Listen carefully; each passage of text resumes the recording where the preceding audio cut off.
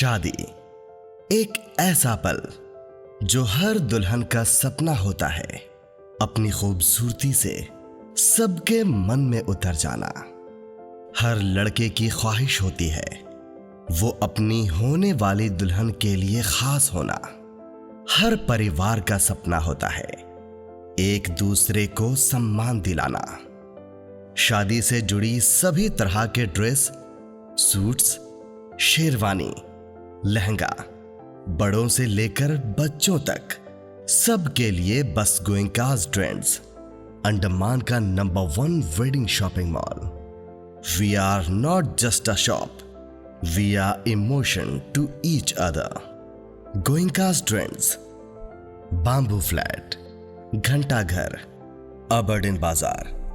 जय हिंद। मैं यामिन न्यूज़ अंडमान 24/7 में आप सभी का स्वागत करता हूं। हमें जब ये अवसर मिला कि हमारे साथ जो है हमारे भारत देश के अलग अलग जगह से राइडर्स यहां पर आए हैं, तो हमने सोचा क्यों ना हम इन प्रोफेशनल राइडर्स से कुछ और जानकारी लें, हमारे अंडमान निकोबार से जुड़ी कुछ बातें उनसे हम जानें। और ये जो बाइक टूर अशरफ जी ने ऑर्गेनाइज किया है इसकी थोड़ी सी डिटेल्स भी जानें, क्योंकि आई एम श्योर, और आप कमेंट सेक्शन में भी देख सकते हो, लोगों ने ये पूछा भी है कि अगला इस तरीके का बाइक टूर कब होगा। तो हमने सोचा क्यों ना इस अवसर को हम ना गंवाएं और ये कुछ जानकारियां हम इन प्रोफेशनल राइडर से भी लें।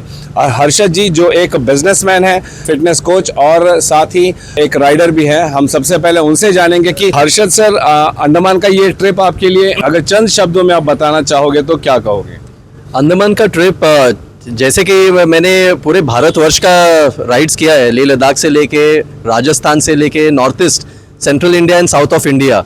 और जब ये मौका आया to travel overseas, that was the starting point. तो जब मैं यहाँ पे आया तो हर टाइम की तरह I was not very clear कि कैसे होने वाला है, फैसिलिटीज़ कैसे होने वाली है, यहाँ पे फर्स्ट टाइम ऐसा ऑर्गेनाइज्ड राइड होने वाला है। तो मन में तो काफ़ी सारे सवाल थे, बट एज अ राइडर हम लोग जाते हैं और एक्सपीरियंस करते हैं। तो ये एक्सपीरियंस के माध्यम से ये पता चला कि it was organised more than expectations, बहुत अच्छी तरह से हुआ था। जैसे मैं एक प्रोफेशनल राइडर हूँ, एक फिटनेस एंड लाइफस्टाइल कोच हूँ, तो मेरे लिए मायने रखता है जहाँ पे मैं जाऊँ, मेरी सबसे अहमियत चीज़ रहती है कि safety, accountability and you know like keeping nature in mind. तो ये तीन ही चीज़ों का ध्यान रखा गया था। अशरफ भाई के हेल्प से arrive and ride was a super experience. Safety, accountability, सब कुछ का ध्यान रखा गया था। सर ये जानना चाहूँगा कि आपको शुरुआत से ही मालूम था कि आपका जो फोकस है वो ज़्यादा नॉर्थ एंड मिडिल अंडमान की तरफ रहेगा? ऑनेस्टली नहीं, मुझे इतना मतलब ध्यान में नहीं था कि नॉर्थ, मिडल और ऐसे सदर्न अंडमान है करके। तो जब यहाँ पे आया तो ये फर्स्ट टाइम एक्सपीरियंस था। अभी काफ़ी क्लियर हो चुका हूँ, तो I will be able to tell other people as well कि नॉर्दर्न आइलैंड, मिडल अंडमान का क्या अहमियत है, how beautiful it is it? Absolutely, absolutely, बहुत उम्दा है, बहुत सुंदर है और मदर नेचर का बेस्ट एग्जाम्पल है। आपको सबसे खास जगह कौन सा लगा? वैसे तो पूरे अंडमान निकोबार नेचुरल ब्यूटी से डेफिनेटली भरा हुआ है, उनमें से कोई कुछ खास जगह जो आप बाकी लोगों को बताना चाहोगे? Long island. तो मेरा पर्सनल है कि चाहूंगा कि अशरफ भाई से पूछ के I just like to go and get lost on Long Island, you know like आके विदाउट नेटवर्क, और वहाँ पे एक कपल ऑफ डेज खुद के you know like in my own company I would like to spend there. So yes, Lalaji beach. Lalaji beach, absolutely. Okay, अभी हम इस ग्रुप के सबसे यंगेस्ट राइडर हमदान खान जी जो बेलगाम कर्नाटका से हैं, हम उनसे जानना चाहेंगे कि ये ट्रिप इनको कैसा लगा, इस बारे में थोड़ा हम हमारे दर्शकों को बताएं। एक्चुअली मैं बहुत एक्साइटेड था इस ट्रिप के लिए, because this is my first overseas ride and I am back in India here. बहुत सारे लोगों को मालूम नहीं है, they have a lot. Sir overseas का मतलब क्या? Foreign country? आपके दिमाग में भी ऐसा था कि अंडमान जो है इंडिया से एकदम अलग होगा?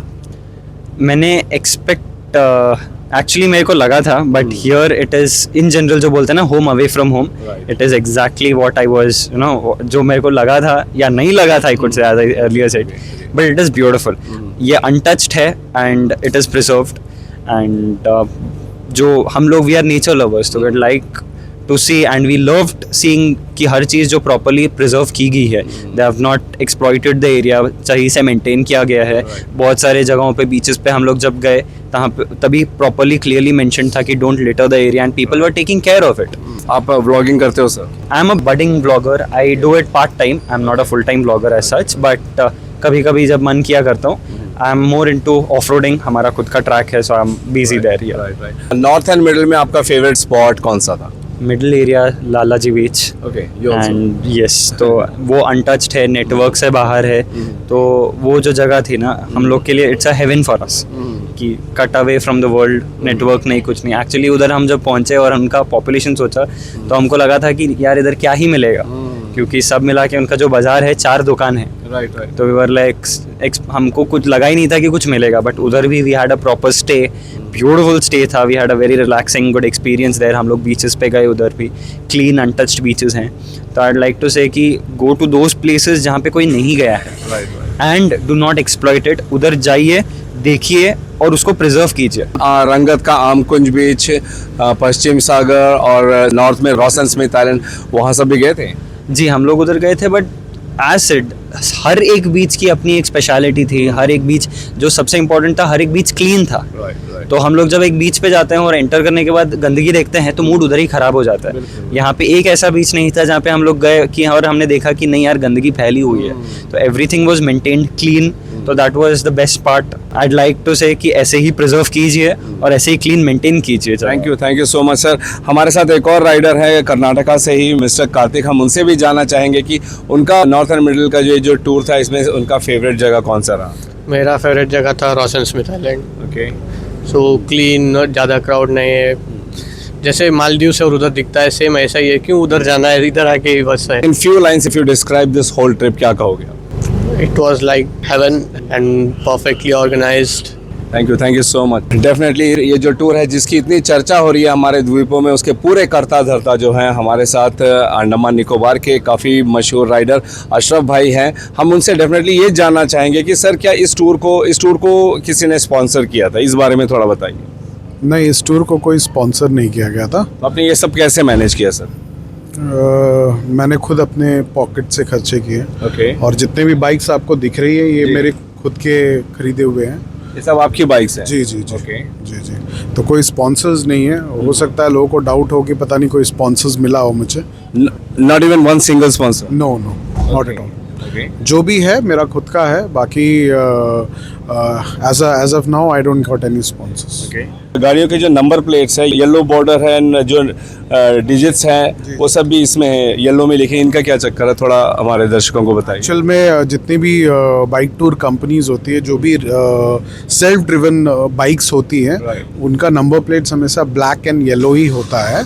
तो ये अंडमान में एक फर्स्ट टाइम ये शुरू हुआ है. एक्चुअली इसको मैंने रिक्वेस्ट किया था कि इसको जो प्रॉपर इसका जो तरीका है उसी से इवन आरटीओ ने भी उस चीज़ को कंफर्म किया कि इसको ऐसे ही करना चाहिए. क्योंकि उससे क्या होता है कि आपको पता चल जाता है, लोग जो चला रहा है वो एक आइडेंटिफिटी एक हो जाता है उससे कि हाँ ये वो टूर कंपनी से रिलेटेड बाइक है. ये उससे एक आपका आइडेंटिटी हो जाता है ना. अभी हर चीज़ अगर आप देखोगे कि हर कोई येलो नंबर और ब्लैक वो जो नॉर्मल है, उससे आप डिफ्रेंशिएट कैसे करोगे? This is not a renting bike system, this is a tour process. तो हम लोग टूर पे फोकस कर रहे हैं, नॉट इन रेंटिंग पर्पस में हम लोग. तो मैंने आपसे ये सवाल पहले भी किया था कि अगर अंडमान के भी युवा इच्छुक है ऐसे टूर करने के लिए, नॉर्थ एंड मिडिल जाना चाहते हैं, तो आप उनको भी लेके जाओगे? और मिनिमम कितने लोग होने चाहिए कि आप वो टूर को ऑर्गेनाइज करें? जो हमारा अभी सेट ऑफ पैटर्न है, जिसमें हम लोग 10 बाइक है और जिसमें हम 8 बाइक को अभी लेके गए थे टूर पे.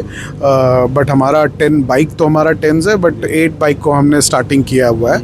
और लोकल्स का या मेलैंडर्स का या आउटसाइड, मैं तो सबको वेलकम कर रहा हूँ. मेरे लिए राइडर होना चाहिए, चाहे वो आइलैंड से बिलोंग करता हो, चाहे वो मेलैंड से बिलोंग करता हो या वो फॉरेन से बिलोंग करता हो. मेरे लिए वो मैटर नहीं करता.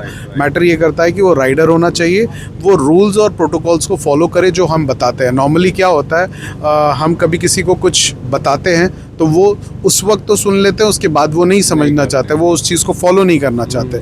तो मैं उस चीज़ को बिल्कुल एंटरटेन नहीं करूँगा. ऑन द राइड जो राइड कर रहा है वो सुने, जो हमारा जो प्रोटोकॉल है बाइक चलाने का, जो प्रोसेस है, उस प्रोसेस को समझे, ताकि सबके लिए एक सेफ्टी और वो सारी चीज़ें मेजरमेंट हो. क्योंकि नॉर्मली क्या होता है, हम पहले शायद आपको पता होगा या बहुत लोगों को नहीं भी पता होगा कि हम लोग पहले एक क्लब चलाते थे ऑफ रोडिंग का का क्लब चलाते थे, जिसमें मैं लीड करता था और एक ऑफ रोडिंग इवेंट करता था मैं आज से 5 साल पहले। तो वहाँ पे भी मैं लोगों को समझाता था ये चीज़ें आप मत करिए, वो इस तरीके से करिए, इसको ये पैटर्न होना चाहिए, ये पैटर्न होना चाहिए। उस टाइम में लोग सुनते थे बात को, पर बाद में वो नहीं समझते थे, वो प्रोटोकॉल को फॉलो नहीं करते थे। उनको लगता था कि पता नहीं क्या रूल्स एंड रेगुलेशंस ला रहा है, ऐसे नहीं होता, वैसे नहीं होता।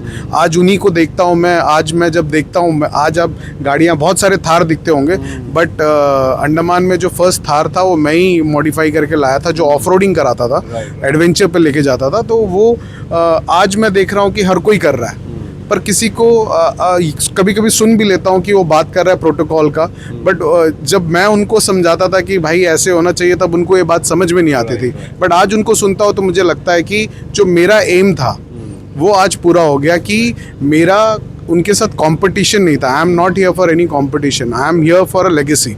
मैंने कुछ किया, अब आप उस चीज़ को फॉलो करो, आप उस चीज़ को मेंटेन करो, उस जो डिसिप्लिन है उसको मेंटेन करो। आज अच्छा लगता है, आज वो लोग कर रहे हैं उस चीज़ को, बड़ा सिस्टमेटिकली कर रहे हैं। जब मैं बोलता था तब उनको अच्छा नहीं लगता था कि क्या अशरफ भाई ऐसे क्यों इतना कानून ला रहे हैं, ये ला रहे हैं। आज उनको वो चीज़ बोलते हुए सुनता हूँ तो बड़ा अच्छा लगता है। तो माई जॉब इज़ कि मैं किसी को सिखा सकूँ जो मेरे पास नॉलेज है। अगर जैसे अमदान मुझसे बहुत छोटा है, बट अगर उसके पास कुछ नॉलेज होगा तो मैं उससे सीखूँगा। हो सकता है कुछ चीज़ें में वो बेस्ट होगा। अब जैसे सर फिटनेस लेवल में बेस्ट हैं, तो अगर सर के पास कोई चीज़ ऐसा है जो मुझे बता सकते हैं तो मैं उनसे सीखूंगा। तो ये एक प्रोसेस है। आई बिलीव कि हर किसी को समझना चाहिए कि जिसका जो नॉलेज है उस चीज़ को समझे, उस चीज़ को फॉलो करे, तो उससे क्या होगा ना, हर चीज़ डिसिप्लिन में होगा। तो मेरा मानना यही है कि राइडर कहीं का भी हो, अगर वो डिसिप्लिन मेंटेन करे, ताकि हमारा इतना इन्वेस्टमेंट है, इतना कुछ है इसमें, ताकि हम नहीं चाहते कि कोई तरह का प्रॉब्लम या कोई तरह का इशू किसी के साथ ना हो। तो वो एक जो 7 डेज़ का जो हमारा टूर है वो ख़राब ना हो। इस टूर की तो नहीं, लेकिन हम ये सवाल ज़रूर करना चाहेंगे, यहाँ दर्शक भी ये सोच रहे होंगे, वरना कमेंट्स में ये क्वेश्चन ज़रूर आता कि अगर यहाँ के लोग वो टूर कराना चाहते हैं तो कम से कम कितने बाइक उनको हायर करने पड़ेंगे? सर जो हमारा मिनिमम जो होगा वो एटलीस्ट 7 to 8 बाइक होनी चाहिए। 2 लोग बैठ सकते हैं या एक आदमी को ही होगा? नहीं, इस पे हम टारगेट ये कर रहे हैं कि होता क्या है ना, इसमें प्रॉब्लम ये है कि अगर आप एक शॉर्ट ड्यूरेशन पे काम करते हो तो आपके इन्वेस्टमेंट बहुत है इसमें।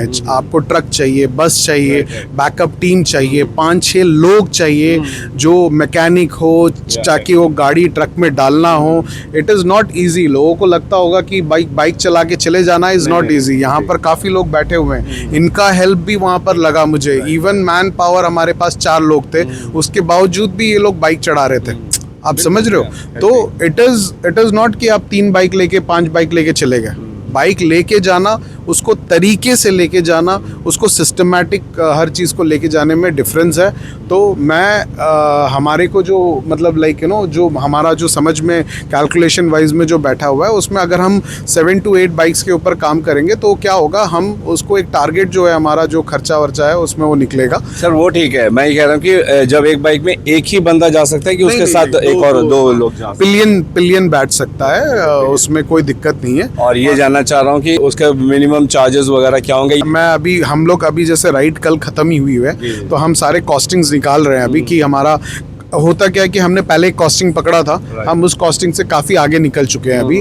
तो वो कॉस्टिंग हमारा मतलब जो हमने रखा था वो उस पर कहीं टैली नहीं हो रहा है। तो ये होता है, फर्स्ट इवेंट आप करते हो तो आपको पता चल जाता है कि आपके क्या क्या खर्चे हैं। तो इस बार हमें पता चला है कि हम कहाँ पर क्या खर्चा कर रहे हैं, कहाँ हम बचा सकते हैं, कहाँ सेव कर सकते हैं। तो अभी जब हम नेक्स्ट पब्लिश करेंगे उसको हम ओवर दी प्राइस नहीं रखेंगे, हम ऐसा प्राइस रखेंगे जिससे हम एक मार्केट में एक प्रोडक्ट को लॉन्च करें, जिससे हम ऑडियंस को अट्रैक्ट भी कर सके, राइडर्स को अट्रैक्ट भी कर सके, और हम उनको अच्छी चीज़ें जो हमारे से बेस्ट होगा वो हम प्रोवाइड भी कर सके, ताकि प्रॉब्लम ना आए। लाइक कोई अगर नॉर्मल आदमी है जिनका बजट नहीं है, वो भी अफोर्ड कर सके, उसको भी वो एक्सपीरियंस करने का मौका मिले। तो हम वो कोशिश भी कर रहे हैं कि वो रिजनेबल हो प्रोडक्ट, ताकि हर राइडर, हर रेंज का राइडर उसको एंजॉय कर सके। तो सर ये डिटेल्स उनको कैसे मिलेंगे? आपसे कांटेक्ट करना पड़ेगा, मेल के थ्रू मिलेगा, या आपका कोई लिंक है जहाँ पे जाके जी, हमारा इंस्टाग्राम में आईडी है अंडमान अराइव एंड राइड के नाम से। वहाँ पर आप मैसेज ड्रॉप कर दीजिए, वहाँ पर आपको सारे information via Instagram and via male and आप अपना व्हाट्सअप नंबर भी अगर वहाँ छोड़ देंगे तो हमारा कोई ना कोई टीम का मेंबर उनको रीच करेगा, जिससे सारी चीज़ें आपको मिल जाएंगी। Website maybe by next week तक हमारा वेबसाइट भी लॉन्च हो जाएगा, जिसमें डेट ऑफ कैलेंडर्स मेंशंस होंगे कि किस किस डेट पे हमारा इवेंट होने वाला है, तो आपके पास टाइम भी रहेगा कि आप उस डेट को बुक कर सके। तो सारी चीज़ें informations within week website पे आ जाएगा, और अगर आपको जल्दी रीच करना है तो आप इंस्टाग्राम में हमें रीच कर सकते हैं। Thank you Ashraf ji, thank you so much. And हम धन्यवाद करेंगे अशरफ जी को, हर्षद जी को, हमदान जी को एंड डेफिनेटली कार्तिक जी को भी, जिन्होंने इतना बहुत ही एक सूचनात्मक हुआ ज्ञानवर्धक इंटरव्यू हमें यहाँ पे दिया है, जिससे अगर आप लोग भी इच्छुक हो ऐसे राइड्स करने में तो फिर आपको पता है आपने कहाँ पे संपर्क करना है। इतनी अच्छी अच्छी बातें इन्होंने बताई, हमारे अंडमान के प्रमोशन को लेकर इन्होंने बातें बताई। अब वे जब अपने प्रदेश वापस लौटेंगे तो वहाँ पर भी वे जो है हमारे अंडमान निकोबार का प्रमोशन भी करेंगे डेफिनेटली, जिससे यहाँ की जो टूरिज़्म है उसमें भी बढ़ोतरी होगी। और साथ ही अंडमान में जो पहली मर्तबा एक शुरुआत हुई है कि पूरे अंडमान निकोबार में साउथ अंडमान से लेकर नॉर्थ एंड मिडिल तक आप बाइकिंग करके जा सकते हो, इसकी शुरुआत हो चुकी है with permissions, with all proper gears and हर चीज़ को ध्यान में रख के अशरफ जी को, जिनको हम पूरे हृदय से धन्यवाद करते हैं, और आप सब राइडर्स को भी कहते हैं कि डेफिनेटली कूल बनिए, लेकिन पूरे प्रोटोकॉल्स, रूल्स एंड रेगुलेशंस को फॉलो करते हुए और ट्रैफिक नियमों का पालन करते हुए। हमसे बात करने के लिए आप सबका धन्यवाद। फिलहाल कैमरा पर्सन दीपिका सोनी के साथ में यामीन, न्यूज़ अंडमान 24/7। जय हिंद।